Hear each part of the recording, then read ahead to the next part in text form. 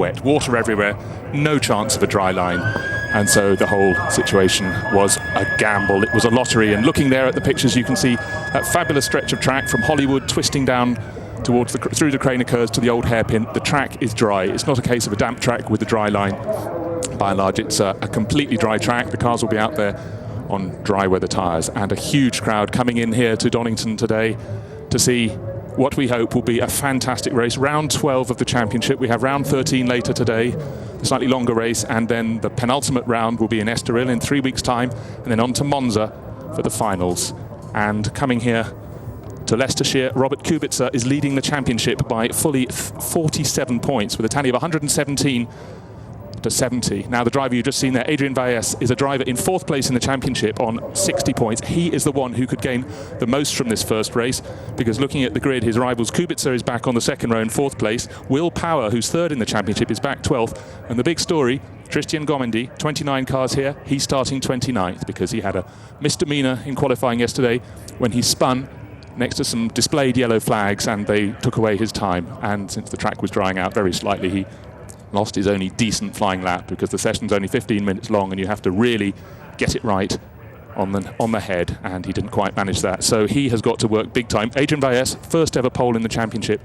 He has got to work very hard to make a good start, get down to Redgate first, get around the corner, and hope that those behind shoot themselves down. Not by that Spitfire that we see on our screen there, but there's every possibility, because Redgate is certainly a very tricky first corner. And alongside me today I have Karun Chandok, who has been racing in this championship, but sadly now on the sidelines. What do you think of Donington? It's a fantastic circuit, Bruce. I mean, it's I've raced here for the last 3 years in British Formula 3, so I know it quite well. And as a racing circuit, I think the GP loop that we've got over here, it does create overtaking opportunities.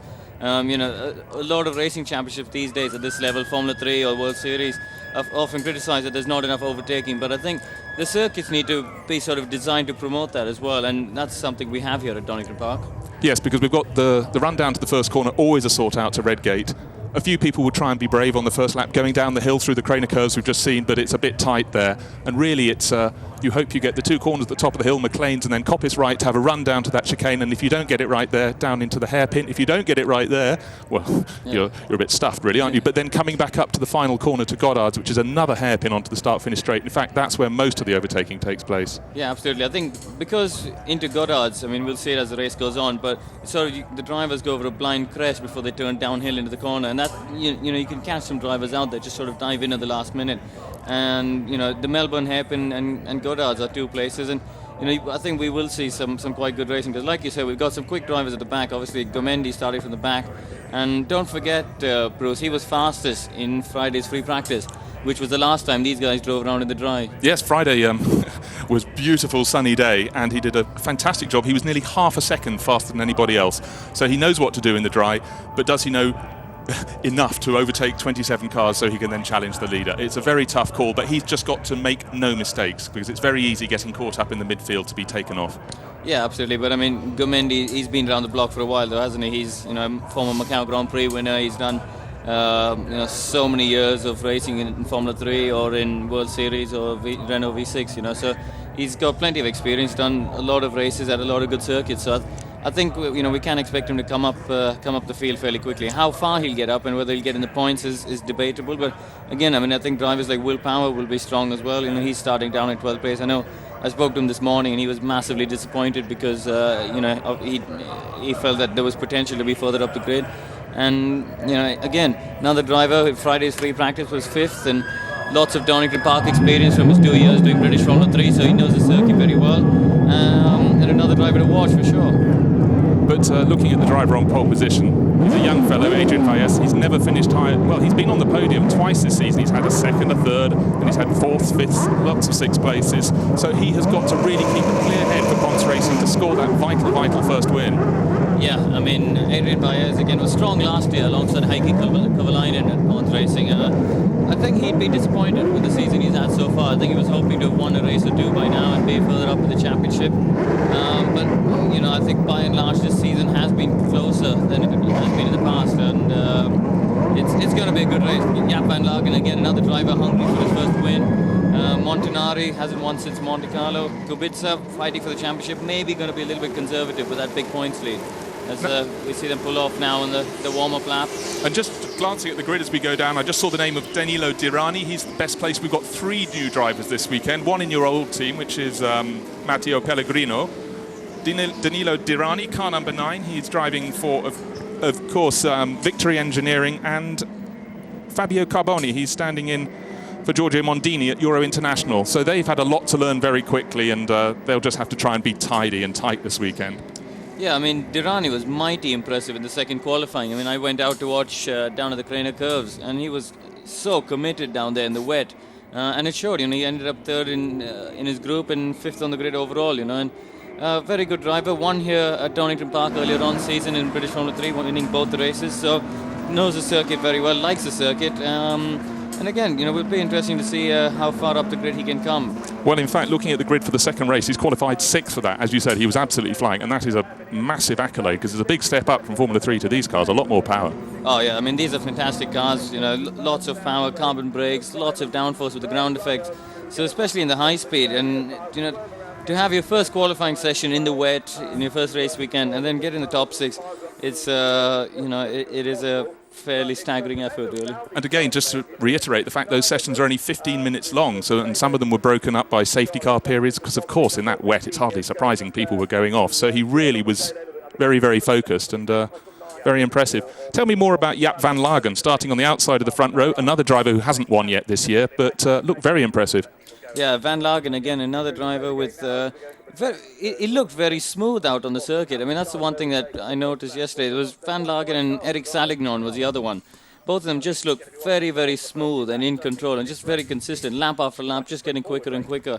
And, Van Lagen, I think he finished 2nd in Monaco, if I'm not mistaken, earlier on in the year. So he's, another driver who's...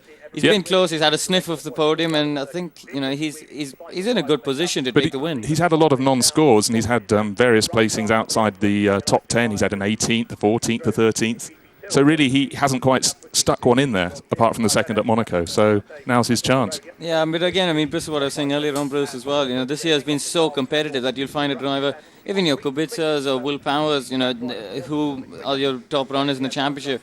One day they'll be in the top 3, and the next day they'll be down outside the top 10. It's just the nature of the championship. It's so competitive this year with so many drivers, all with the potential to win races. Right, here we have them. They're coming back up to the final corner before they arrive at the grid for the start of the race. Led round by Adrian Valles ahead of Jaap van Lagen. And there we are looking at... Who are we looking at back there? We're looking at one of the Epsilon cars. They've had a mixed time because, as we said, Robert Kubica, who's starting 4th on this race there, he's going to be starting the second race from the very back. We'll talk more about that before the second race, but he's got to really make this one count because scoring a win from 29th is, let's say, the outside chance. Yeah, you can see all the drivers just snaking around trying to get some heat in the rear tyres there. I think the weather we've had this weekend or today is probably the coldest that these drivers have had all season.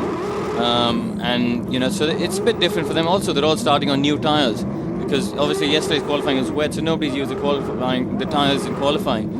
So they've really got to work at getting heat in the tyres to make sure they operate at the optimum temperature on the opening lap. So we see Valles up close. Very fancy helmet, quite difficult to differentiate at speed, as I was saying to you earlier. So many helmets are blue and orange and yellow, but someone with a white helmet would stand out. But maybe Valles will stand out because the very penultimate car has just come onto the grid. That was Mehdi Benani we were seeing in the back, the Moroccan driver, just waiting. And they can only see, they can't even fit. There are so many cars they can't fit on the start-finish straight. So there in fact is...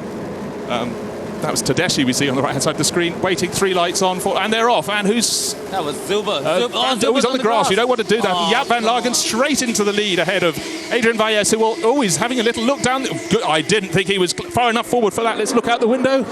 Anybody in the gravel? No, I was very surprised there. He came from very late to get back ahead of Jaap van Lagen. Going down the hill, look at the lead he's got. Where's Van Lagen gone? Van Lagen's dropped down, Bruce. He obviously got pushed wide. Yeah, he's down into fourth place. Yeah, that's right. And fantastic opening corner, really, from Valles. It's a shame we sort of missed that, but Valles has really broken away from the pack. We have someone on the grass there trying to see going it up. I think there's Zuber again. It does look as though it's Zuber. So look at that lead. That's a fantastic lead. We'll just get a trip onto the grass already. Flip to the split. Yes, got to be precise now. Let's see. The field are behaving very well as they come up the hill through Coppice Corner there onto the long straight down to the chicane. And Adrian Valles, he'd blown the start, but look, he's come away with a lead of about a dozen lengths ahead of Montanari and then Kubica. He's pulled out 2 seconds, hasn't he? He has pulled out 2 seconds on the opening 1,000. Oh, Will Power and Milos Pavlovic. Well, Power's lost the front wing, and Pavlovic he's got a puncture. Yeah. Pavlovic's got a rear left puncture as well, I think. Well, I'm not surprised. He was absolutely speared. I don't really know what Will Power thought he was doing there, because if he'd even got in front, he'd have cut straight across the nose of Pavlovic. So that's ruined his race and Pavlovic. I don't think Power was just trying to get down the inside of Alex Danielson, and he sort of took out Pavlovic by mistake. We see safety cars come out. Safety car, we've had a lot of that today, so we'll be able to gather our thoughts. There's Pavlovic limping in, the front wheel not touching the ground because the rear left, as you said, is punctured. Yeah, let's have a look out the window. I just want to see if Will Power is indeed coming into the pits to change the front wing. You can see Trevor Carlin there with his hand out with the... stop, brake, and they've got the new wheels being brought out. And in he comes. Yes, he's got to have a front wing, and he may have a puncture, but they may just... We'll see there. No, changing the front right just in case. No, he said keep it on the car. Trevor Carlin just watching over proceedings. The nose is still trying to come off, and we've got someone else coming in. It's Tristan Gomendy, who started 29th and last, so he won't be gathering lots of points from this race. Just looking out of the window, he's right beneath us, trying to gauge what's wrong.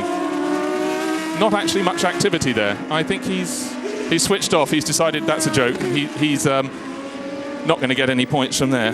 So let's watch the start again, and that was Zuber on the grass, and the grass is probably still wet from yesterday, and he's snaking everywhere. But look, unfortunately, we didn't see that there because Valles was so far behind Van Lagen and just braved it out. Yeah, I mean, I think Valles just dived into the first corner and sort of just pushed Van Lagen wide. We see they're pulling Gomendy's car back into the garage there, and I don't quite know what happened to Gomendy because well, there was a lot going on. It was very hard to see. But let's just run down the order as we have it. We've got Adrian Valles, Christian Montanari, then we have Robert Kubica, Jaap Van Lagen,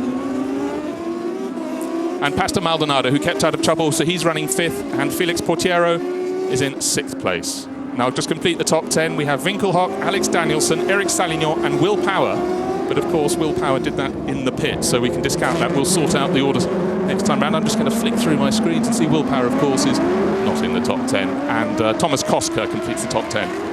Safety car, the lights are out. It will be coming in as they just come up to Goddard's for the final time. So they're about to be released. There's a massive gap from behind Pastor Maldonado. So the top 1, 2, 3, 4. No, that's Alex Danielson. That's Danielson, the green car. You're quite right. So I don't know I don't know where Eric Salignon is. What are the rest doing? I mean, so here we have it. Adrian Valles. He's cleanly into the lead this time. Montanari and then Robert Kubica. So whoever was in about 9th place was so fast asleep. Thomas Koska. They obviously didn't notice or weren't told that the safety car was withdrawing, so they weren't applying 100% concentration, which is entirely what they need for this. So the first 9, thank you very much, they've escaped. It's 7 seconds he was behind Alex Daniels and Thomas Koska. Colin Fleming behind must be just about to sort of try and give him a bit slap around the head. But to be fair, I do think that something happened there with Eric Salignon, because Salignon was behind Alex Daniels and the safety car was going around. But for some reason, we've managed to lose Eric Salignon on that last lap just before the restart, and that's probably why. There we go, there's Eric Salignon just driving into the pit lane. Driving into the pits, indeed. I just was having a look out the window to see him. He's at the top end of the pit lane. Well, he's parking up. So now let's concentrate on those who are still out there in the race. And Adrian Valles is leading by 0.8 of a second from Montanari. And Robert, I think that's Maldonado trying to have a go down he's the certainly having a look. of Van Lagen. He's going to get a run on the way up. Is he or not? No, he's got the hammer down just in time. But let's see as they come up the hill. Towards the end of the lap, Van Lagen's covering the inside quite that's close between Kubica and Winkelhoff and Montanari. Montanari in second place. So again, Adrian Valles is able to... It's very tight for 4th place there. Van Lagen having to watch himself, and Maldonado is keeping just behind him and playing safe. So we will see. We'll just have to watch this. Adrian Valles is leading. Montanari 2nd. Kubica 3rd. Jaap Van Lagen 4th. Pastor Maldonado 5th. And Felix Portiero right on his tail in 6th place, with Michael Winkelhock right on his tail. Marcus Winkelhock. I struggled. I was saying Manfred, and I've had all the cousins and the brothers. You see, I think that was Daniel LaRosa having a little spin at the last corner, but I think Fires is looking good, isn't he? He's driving. He's just hooked up. He's got the car, I think, reasonably where he likes it, because he's able to pull away when the tyres are quite cold and not up at temperature. And he's already broken away a few car lengths from Christian Montanari in 2nd place. But Kubica's just sitting there. I think he's going to be. I think he's going to be quite happy just to sit there and take the points for 3rd place, knowing that at the moment we haven't got Will Power anywhere near the points, and neither is Gomendy going to score anymore. No, this is precisely it. And Adrian Valles, he's now stretched his lead to 1.2 seconds, and then Kubica is just, as you say, playing safe, sticking in behind, and he just needs to gather those points, fully aware that... what are you pointing at there? Will Power at the bottom. Yeah, well, I think Will Power's just he's made a couple of places now. I think he's starting to pick his way up the order. Yeah. Obviously, he saved a bit of time under the safety car when he was being changed, but he is, for the moment, incidental in the race. He'll have to get up to 10th place even to score a point, unless he gets the one for fastest lap. But right now, well, that's possible. But we'll have to see. He's got quite a lot of traffic ahead of him, as we're just going to see what position Will Power's going to be. I think he'll be down in 20th place, if I'm not mistaken. I think he was 20th. Will Power 20th, and he's right on the tail of Giovanni Tedeschi, so on merit he ought to pick him off fairly soon. Yeah, I mean, at the moment, though, I don't think the circuit has got a lot of grip in it. We see a drive-through penalty for car number 3, which is Andreas Zuber. Yeah, Zuber. Well, Zuber was fairly jumps. Well, he's enjoyed his time on the grass, he's had a jump start, trip through the grass on the start-finish straight, and then another trip through the grass at the old hairpin. So, in fact, he's hardly driven on the start-finish straight. He's been on the grass on one side. He's coming to the pit on the other side. But there we have it. As we can see, Adrian Valles is still easing out his lead ahead of Christian Montanari, and just waiting for the camera to take a slightly wider angle so we can see Kubica, who appears to be dropping back a bit from Montanari now as the front 3 space out, and there's a little bit of a gap back to Jaap van Lagen in 4th place. So we're going to have to see, and car 17 is off. That's Rio Fukuda. I'm trying to work out where that is. I think that's at Coppice. Yes, it must be, because the wall is quite close to the outside of the circuit there, at the top of the hill. That's a fairly sizable accident. I don't know how he's... The wall, I mean, it's quite odd to hit that at that angle. Yes, you'd normally have the car with the nose pointing to the right, unless you'd flipped it round, but he's in fairly straight on. Yeah, and he looks okay. He looks okay. I think he's going to get out of the car okay, but but you look at the pace. I was just about to say, 21.6 there for Adrian Valles on the last lap, a new fastest lap. But to be honest, Bruce, I mean, the pace isn't really where I'd expect them to be, because they're 3 seconds slower than they were. Exactly. Goendi's time was 18.496. Yep, exactly. Okay, the next closest driver was Robert Kubica, 18.9, but they've got a long way to go. And how do these cars start behaving once the fuel loads lighten? It's just more responsive. The cars brake a bit better. They turn out to be a little bit more nimble, a bit more. Just the balance overall just gets a bit better. It's not necessarily understeer or oversteer, but it's just the car just balances up as the fuel load goes down. But again, don't forget that the tyres are going to be going off as well as the race goes on. The tyres that they use in the championship, they're quite soft. They don't really last for a very long time. But again, don't forget, Donington, not very abrasive. Not very abrasive, and as you pointed out just before the start, it's the coolest conditions you've had all year for the championship, so maybe that will keep some life in them just for a few more laps before those pit stops come the middle of the race. Well, it's the next race that really we're going to be worrying about the pit stops. I think this one, they're just going to get out there and yes, right, you are quite right. Try and stay as consistent as they can. As we see, Milos Pavlovic has set the fastest lap with a 21.2. Obviously, Milos has decided after that puncture, just going to go out there and try and get the point for fastest lap, salvage some pride from this morning's work. Yes, pride from the fall. So we're just again looking down the screen and looking out the window also to see where Will Power has risen to. He was 18th last time. He's still 18th, and now he's chasing after Fernando Reyes. And all along at the front, Adrian Valles is just easing clear of Montanari. In fact, Kubica closed in a little more on that second half of that lap. The gap's half a second from him to Montanari ahead of him, and Jaap van Lagen is 2.5 seconds back on him, so it's stabilising at the front. I'm just trying to have a look back to see where Danilo Dirani is.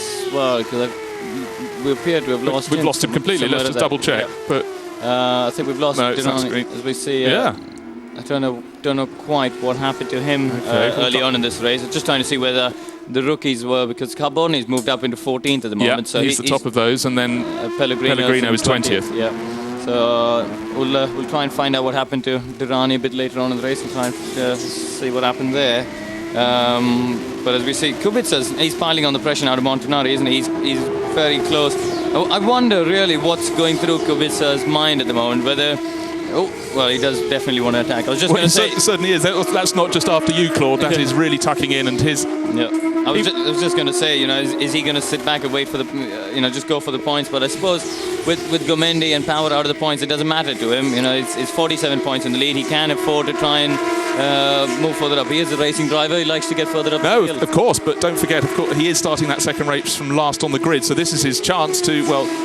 I don't know how you'd handle it, but I know the element. You're a racing driver. You want as many points as possible. Yeah, I mean, I think a lot of it depends also on... where the others are, though. Yeah, exactly. Yeah. And also it depends on what Montanari's pace is like. If Kubica feels that he's being held up a lot by Montanari and there is potential to go after Valles and possibly the win, because there's still quite a long way to go in this race. Oh, absolutely. But he knows the gap between himself and Valles in terms of points is 57 points. Yeah. So if he only scores, 5 points less, that's not really going to hurt him with only 5 races left in the championship. No, but he wants to win the race. Yeah, I know. I know.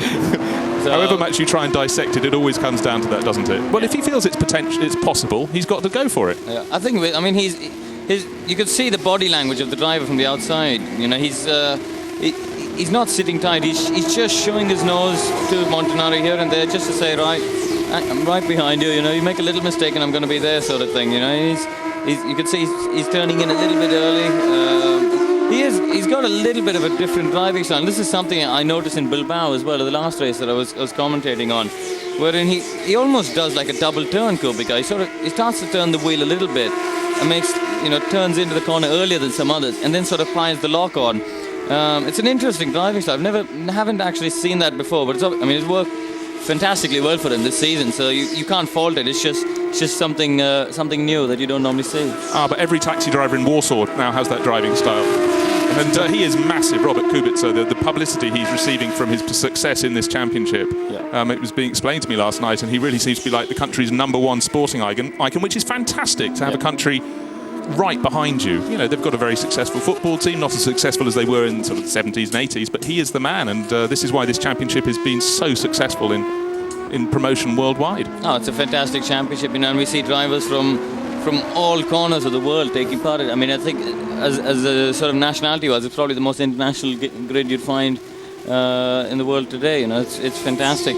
And we see Milos Pavlovic at 20.1. That's a fairly stunning pace relative to the rest of the field. Yeah, because we've just seen Adrian Valles, who's leading, obviously 20.9, and then 28.8 for Montanari. Kubica 20.7. So we'll wait and see what he does on his next lap, and see if he's into the 19s. Yeah, now they're sort of getting around to the pace where they're expecting. We've seen Alex Danielson well into the pit lane there before he turns into turn 1. Yeah, but look at his lap time. He's so much learned. He must have made a mistake on that lap, a 23.4 near enough.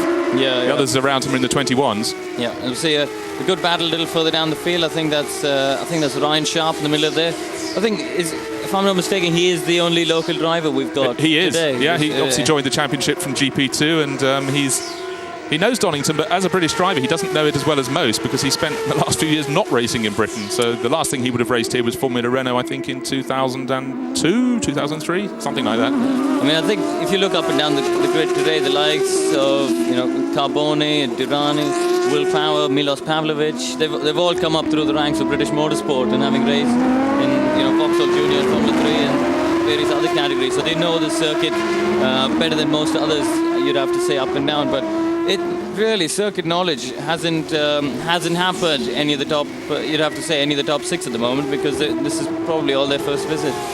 So and Valles again at 20.5. So the pace is getting quicker and quicker now every lap, and they've all upped the pace together. Kubica had a little look as they went into Redgate there, but thought the better of it, just backed off. He does want to get ahead of Montanari. I do think he's got the pace to be quicker than Montanari at the moment. Montanari looks like he's under pressure. I'm just looking out to see if I can see his pit board with him saying, "Slow down, take the points." But there's nothing of the sort. In fact, they're standing between me and their board. But I just suddenly thought I'd better check on their body language if they're saying, "Just behave." I think they've left. I think Robert is quite a cool character himself. I've spoken to him a little bit, and he comes across very reserved and very in control of what he's doing. It seems like he's one of these drivers who knows he's destined to have success in the sport, and he's just a very, very intelligent character, I think. Yeah, I met him for the first time yesterday. I was very impressed. He's got a little twinkle in his eye as well, a good sense of humour, which I think is always essential in motor racing, because let's face it, there are plenty of lows to go with the highs, and he was very close down into the Melbourne hairpin that time. Let's see what he does as he chases up the hill. Having a look at Montanari. Is he looking now? Oh, well. Very close. Don't want that nose job. Montanari now knows he's there. He's got to run down the tail. Take it down the straight. They're coming down now. We see Roberts in the slipstream as they come towards the Redgate. does a dummy to the left. Bit of a Natsel and PK move. Yes, absolutely. 1987 British Grand Prix into Stowe. That was entertaining, gentlemen. Let's see what they do down the hill. I think he's had his shot. He's going to have to wait for another turn now as they go down through the Craner curves. Great to drive through, but very hard to overtake through. Yeah, the next chance is going to be down in the Melbourne hairpin, isn't it? There's nothing going to happen between now and then. But what I think what has come across from this whole thing is that Kubica is very, very strong on the brakes, or either Kubica's strong on the brakes and Montanari's weak on the brakes, because in every braking zone, Kubica just monsters him. He's right behind him. But I think it's also down to the different roles between the hunted and the hunter. And I think that Montanari is aware that he really wants a decent result to bring him up the championship table, because he's lying down in 9th and he could gain quite a few places. And he's obviously just not wanting to have it blown for him, and Kubica wants to keep him right on his tippy toes. So let's watch this time. As we see at the front, Adrian Valles well clear. I don't think Kubica was close enough this time, and we won't be able to quite see. But just when they crossed the finish line last time, 0.15 of a second between the two of them for second and third. Very, very close. It's a little bit disappointing, but I thought Winkelhock would be a little bit closer as well, because he was third fastest in Friday's free practice, just behind Kubica and Gomendi. So I thought he'd be able to make some ground, but obviously he's I think both the Draco cars haven't quite got the pace of some of the others. Obviously Montanari's got up there, but I think that's just by virtue of the fact that he started further up the grid. I don't think by absolute pace they're as quick as possibly Kubica, Van Lagen, or even Adrian Valles for that matter. No, I think... Well, having said that, Winkelhock's just come out to prove me wrong and set the fastest lap of the race. I was about to interrupt and say, I think he's very fast. He knows this circuit, he's really well hooked up. Yep. But 20.008, someone's going to go into the 19s. Right. I should stop talking now. But of course, you see, he has the advantage. He's running in free air on his own, in clear air. He's not having to concentrate. He's picking all his lines, all his braking points. His concentration is 100%. But he's doing a better job than those around him who also have clear air. And in fact, the next best battle is Thomas Koska in 8th place with Simon Pagano and Damien Passini right behind him. So we'll look out for that. 8th, 9th and 10th. Koska, Pagano, this is the Passini. place to watch out. Sorry to interrupt you there, Bruce. That's okay. This is where it's going to get interesting again, because they're into the slow section. We see Winkelhock there having just set his fast lap. Sorry, Mr. Producer, we want to go further up to see Kubica. Oh, we see Kubica on the tail end. He was close, wasn't he? And we're going to have a look out the window and see what's going on as they go through Goddard and come out onto the start-finish straight. We see that's Adrian Zuber further up. He's on the start-finish straight that time. He's delayed, obviously, from his drive-through penalty. Now let's see. Montanari coming through in second place, right behind. We have Robert Kubica, not quite as close as he was the time before, but he may yet have another look. Is he going to be more traditional this time, just go straight for the inside? You're right, he really is better on the brakes, isn't he? But does it cost him as he comes down to the corner? No, it doesn't. He's carrying just as much speed as Montanari with the slow-in, quick-out technique. I think, as I was saying earlier, the way Kubica drive, it's sort of... it makes you think that he's actually going to pass somebody down the inside, because he actually turns into the corner earlier than anybody else. So it's a bit of it's like a mirage really for the commentators. You see something rather than what it actually is.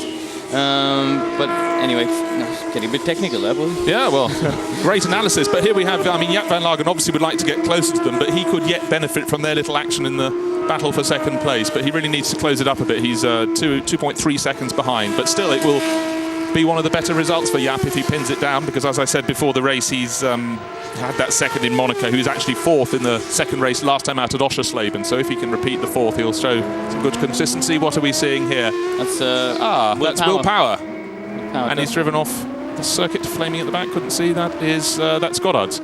Yeah, but I think maybe he tried to have a go down the inside of Ryan Sharp, I think, and just ended up going straight on instead. Well, he's now dropped further down the order, so Will Power down in 17th place. So that's, I think we can say goodbye to points for Will for this race, and he's going to have to get it right next time of asking. Robert Kubica again keeping the director entertained in that battle for second place, and Jaap van Lagen looked a bit closer that time. Yes, the gap's come down to, he took a second off them. He did a 1:19.8. Let's see, and he's been outstripped by Winkelhock, 19.687. Yep. Well, at the bottom of the screen, Adrian Zuber. Oh, 1.19.5. 19.5. So the pace is getting faster and faster. The slow.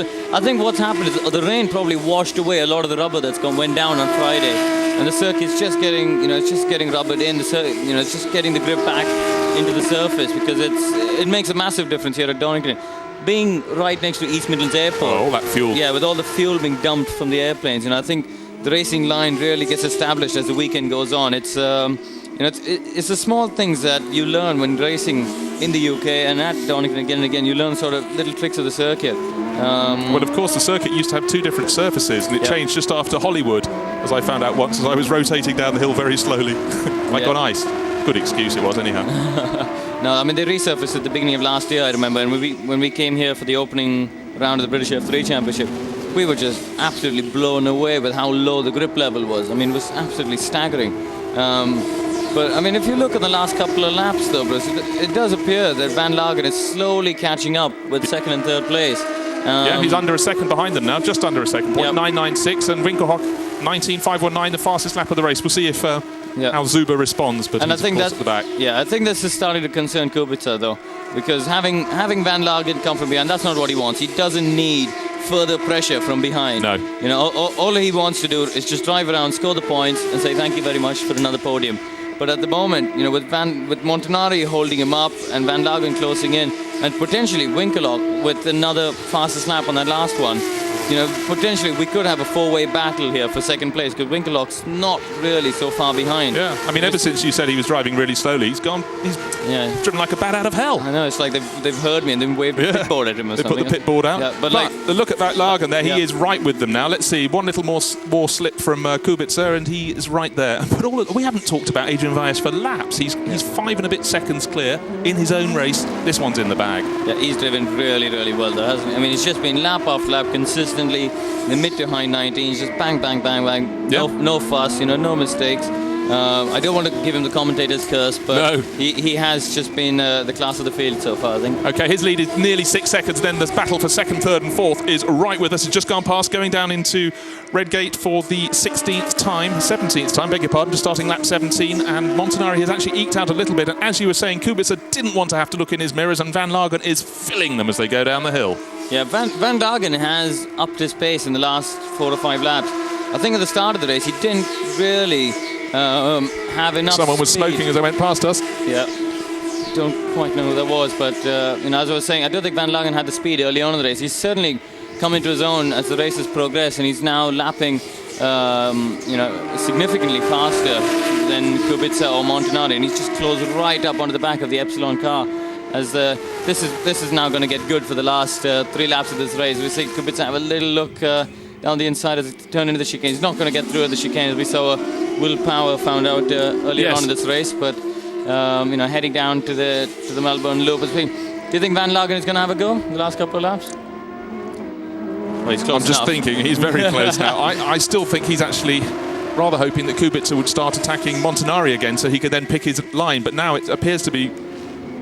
As I say that, Kubica again, as you said earlier, much stronger on braking, closes right up to Montanari. I was about to say, I thought Montanari was just escaping, the battle would then be for 3rd. But now, looking at Kubica as he flashes past us, not quite close enough this lap, but he's managed to get back into the tow again. Well, I'll tell you what, Bruce, one thing I have noticed, all race long, these drivers have been trying to prove us wrong, haven't they? Anything we've said, they've just tried to prove us wrong on the next lap. I think we're wired straight into their helmets. As we see, Gomendi's gone back out again to set fastest lap, 19.2 on that last one. Well, there we are. That was his only hope of a point. Just seeing a very interesting move here. That's Colin Fleming and Fleming going straight on. And that's Miguez. Yeah, he's flying across the gravel, isn't he, old Colin? Another driver, product of the Red Bull driver program. They've got quite a few drivers on their books at the moment. They do, certainly. And Scott Speed, as we know, has just signed up to be the Formula 1 team's test driver, 3rd driver for next year. So he's put his foot in the door for Formula 1. Let's see, the other Pons cars is Miguez. And have another look at Zuber, who's big flame coming out of the back. He's trying to entertain the cameraman, but he, of course, was flying, and he'd had the fastest lap before it went the way of Gomendi. So don't know why we've got a yellow flag at the last corner. We can't see. It's just let's have a look. Has someone gone straight through? Oh my word! That's one of the Avalon cars. That's a very unusual place to go off. No, that's the chicane, and he's gone across to where the last corner was. Yes, that's what I mean. They've gone off to the right on the way in, and. Maybe the yellow flags means the marshal's attention is what's happened behind them. Yeah, that was a high-speed. No, you don't see those sort of incidents. You don't often do. No. Normally, you see the traditional one. There is what we saw on the first lap with Will Power down the inside on the left as they ride down the hill. Final lap now for Adrian Valles. He goes through the old hairpin, back up the hill towards McLean's. It's such a good flow to the circuit, isn't it? It's just nice, smooth corners. And as you say, driving on your own, it's not so good. I mean, the corner he's coming up to now, just coming out of McLean's, coming up to Coppice, lovely on your own. Yeah. Blind entry, double apex. Not so good if you've got cars on either side of you, because your line is going to be come to some sort of a problem. But a beautiful drive. He's 6.25 seconds clear of the field, coming round for his first win in the championship. And he must be very, very excited. Hasn't qualified so well for the second race. He's 9th. But if he can put this win in the bag, that is very important. And it should move him up, I think, without taking my shoes and socks off to do the counting, up into second place overall. Well, I'll tell you what, Bruce, without us noticing, Fabio Carboni is now up into 9th place on his debut. That is a mighty drive. He's not going to be close enough to haul in Simon Pagano for 8th place. But anyhow, let's not talk of him at the moment. The flag is being unfurled, ready for Adrian Valles, an exemplary drive. He recovered from a terrible start to the first race and somehow managed to take the lead in that. Then we had the safety car. And then he managed to make that escape in the second race ahead of Montanari. And he is very, very happy. Just looking at his team, yes, high fives all round. Delighted. Yep, Montanari second, Kubica third, Van Lagen fourth. That's a stalemate then, I suppose. The last it is. I think they suddenly got cold feet, and Winkelhock closed right up. He was only just over half a second behind in 5th place. Felix Portero 6th, Alex Danielson's quite a long way back in 7th, and Simon Pagano 8th. Fabio Carboni, the top of the newcomers, in 9th place, an exemplary drive from him, and Kelso Miguez in the second of the Repsol Team Ponce cars in 10th place, so a good race for them. And he was just ahead of Colin Fleming in the Red Bull car that was monstered just a few laps out, or was monstering Mr. Miguez. Yep, and I think Valles should be delighted with that. I mean, he drove very well all race long. Started at the front, had a bit of a battle with Van Lagen, muscled his way through. It didn't, he was quite determined to win this race today. I think, for him to have, it's quite an important win for Valles. It's been a long time since since he's waited for this one. But he has been incredibly consistent. He's finished every race so far this season, only one outside the top 10. Now, if he can start putting in some top results, he could well. Whether he's going to be able to do enough to knock Kubica off the top of the pole, I don't think so. But he's definitely going to get, I would say, have a good chance of getting up to second place. Gomendi only picked up a point for best lap. Yeah, but I mean, he did that on the last lap with an 18.9. So that was, I think race 2, the pace is going to be very, very quick in race 2, especially with the pit stops that we've got as well. I think the strategy is going to be one to watch. But anyway, more about that later this afternoon. Yes, I mean, I was so excited. I wanted to bring them forward to the sprint race, but because pit stops, you either love them or you hate them, but they do shake up the order. Yep. Certainly keep us on our toes in the commentary box. Let's hope we're up for it. I think Carboni was one of the drivers of the race for me. He starts 22nd and finished in 9th in your first race. Yeah. I think that's a fantastic effort. And he's just come up from Formula 3. He's driving a different chassis to almost everybody else. Almost everyone in the Dallara. He's in the Signature, and he's made that work pretty well. So he's had to work hard against the odds this season, and to step up to this, he must be thinking, thank goodness I've got the same equipment as everyone else, and now I can try and race. So he did a good job, and as I say, in the second race, he's going to be starting 6th, so we'll have to look out for him. And who's ahead of him in that second race? Salignon? Oh. No, I think that's the other Brazilian talking about starting 6th place. That was Dirani. Oh, Dirani, sorry, you're quite right. I'd put a star next to him. Oh dear, sadly not. He's starting 18th, which is like 6th, but 3 times as bad. Thank you for heading me off. Have a quick look at the championship points. Adrian Valles indeed up to second place in the championship, as your quick math yes, I can put my shoes back on now. Yep. But just seeing any other big movers down there? No, not really. The big mover was, in fact, of course, as we said, Adrian Valles up to second place. Just looking down as the cars feed back in. Jaap van Lagen right below us, just being wheeled back into the KTR garage. Good job for him. He'll be disappointed. And Marcus Winkelhock, I shan't call him Michael anymore. He really impressed, didn't he? He seemed to be out on his own, and then he closed right up. He must have been wanting a few more laps or a dive from Kubica or something. I see Willpower come in. I think he'd be quite disappointed. He will. I'm not sure if that second nose was as fast as the first nose. The first nose was very fast. But and then Tristan Gomendi. Yep. He expected big things from this weekend, and on Friday when he flew in the dry conditions, he must have been feeling quite happy. Not so happy when it was raining yesterday, even less happy when he got put to the back of the grid. But he now knows he's got potentially the fastest car out there. I mean, these are two very fast racing drivers that we're talking about, don't forget. And both of them have tremendous potential to be further up. Yeah, and Tristan is starting the second race from the second row, from third place, behind Jaap van Lagen, who's in second place, and Eric Salignon on pole. So if he can get a good start, we could see a maximum score from Tristan. But if is a short word, but it's a big factor. And I think that's everybody pretty much in. We're just looking down below us, and the drivers are getting out in Parc Fermé to run up the steps to the podium and brighten their day with, and everybody else is with lots of people lined up to be soaked by champagne.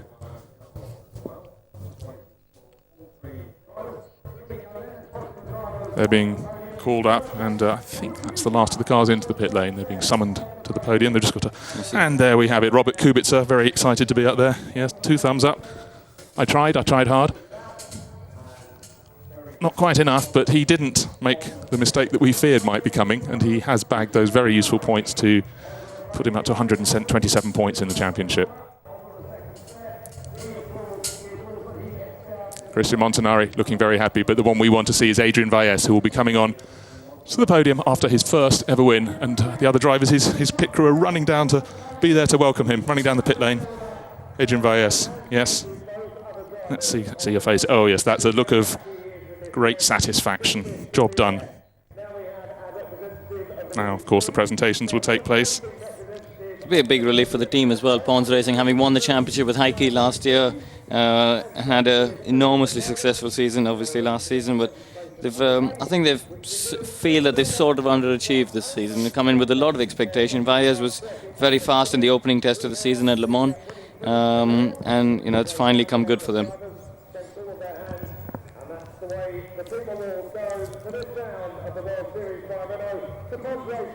And there's their trophy for the winning team. Applause all round, but the drivers are sort of having to coop it up, aren't they? It's a strange feeling up on the podium. You're standing there with all sorts of emotions. Could I have made that move? Did I do the right thing? But, an element of satisfaction. At least you're three of the 29 drivers, and you're up there getting lots of points and some trophies. Robert Kubica, I think, will be very happy with that. But I think already his thoughts must be turning to race 2, and he's starting last, 29th on the grid. I don't know, because I think, again, with the pit stop race, there is more potential to come further up the grid, as long as you're sensible about it early on and don't get into trouble. As we saw happen with quite a few incidents early on today. I think as long as he keeps his nose clean, can play around with the pit stops, maybe run a bit longer the opening stint, and maybe run almost to the end before making his pit stop, and that will help him. And there's Frank Montagnier, the Renault Formula 1 test driver and reserve driver. He's popped onto the podium. We may see him later today in the Formula 1 car, I hope. Yeah, former World Series champion, of Absolutely. course. This was the series that made him. And don't forget, this weekend, another driver made by the series could become its first world champion in Fernando Alonso. That is if the Belgian Grand Prix isn't washed away. Yeah, it's a tremendous accolade for the World Series, I think. It is. It's for everybody involved for the last few years. Top drivers, Thiago Monteiro, Narain Karthikeyan, Fernando Alonso, Frank Montagnier, Heikki Kovalainen, all top names today in Formula 1, and on the wish list of most teams. Absolutely. It's been a fabulous training ground, but until you've got a graduate to succeed, you are judged by your graduates. Even if it's the most fantastic racing in the world, you always need someone to take it on to the next level. Yeah. And with the backing of Renault, a lot of people have. And here's Adrian Valles. Maybe we'll see him joining Frank Montagnier or having a similar role in years to come. But happy out on the podium. The first rain since yesterday, and considerably less of it. So an exemplary drive, as we said, from Adrian Valles. Christian Montanari kept his eyes on the track ahead and his mirrors. As we see our interviewer trying to run she's just about to grab the driver, and they're about to wander off. She needs a longer lead. We'll leave her to catch the interviews. Yep.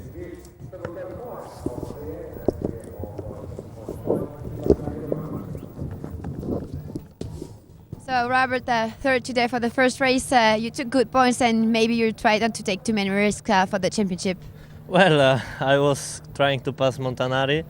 He was some corners really slower than me, but it was not possible. He makes different line, different system of making corners, of doing corners, and I was on braking much quicker, but then on acceleration he was better, so good third place. Unfortunately for the second race we have moved back to the grid, and we see hope to score 1 point for the fastest lap in the second race.